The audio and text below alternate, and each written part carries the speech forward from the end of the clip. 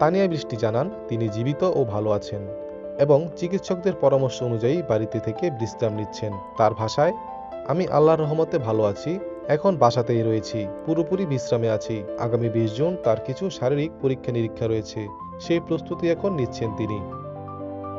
চলতি বছরের ফেব্রুয়ারিতে হঠাৎ তীব্র মাথা ব্যথা ও জ্বরে অসুস্থ হয়ে পড়েন তানিয়া বৃষ্টি।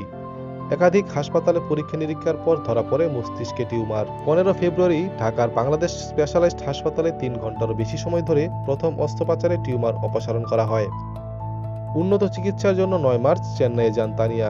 সেখানে দ্বিতীয় অস্ত্রোপচারের পর তাকে লাইফ সাপোর্ট সহ আইসিইউতে রাখা হয়। টানা 11 দিন আইসিইউ ও লাইফ সাপোর্টে থাকার পর ধীরে ধীরে সুস্থ হতে শুরু করেন তিনি। দ্বিতীয় অস্ত্রোপচার শেষে এপ্রিলের প্রথম সপ্তাহে দেশে ফেরেন অভিনেত্রী। দেশে ফেরার পরও চিকিৎসকদের পরামর্শে তৃতীয় অস্ত্রোপচারের জন্য আবারও ভারতে যেতে হয় তাকে। এপ্রিলের শুরুতে চেন্নাইয়ের এমজিএম হাসপাতালে তৃতীয় অস্ত্রোপচার সম্পন্ন হয়। ফেসবুকে অভিনেত্রী লেখেন, তৃতীয় অস্ত্রোপচার জীবন সুন্দর তানিয়া।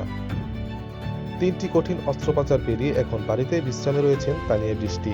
মাথায় কোনো নতুন জটিলতা তৈরি না হওয়ার জন্য বাইরে কম বের হচ্ছেন বলে জানান তিনি। নিয়মিত চিকিৎসকের তত্ত্বাবধানে থেকে সব প্রতিকূলতা কাটিয়ে অভিনয়ে ফিরে আসার স্বপ্ন দেখছেন এই অভিনেত্রী। ATV USA entertainment desk.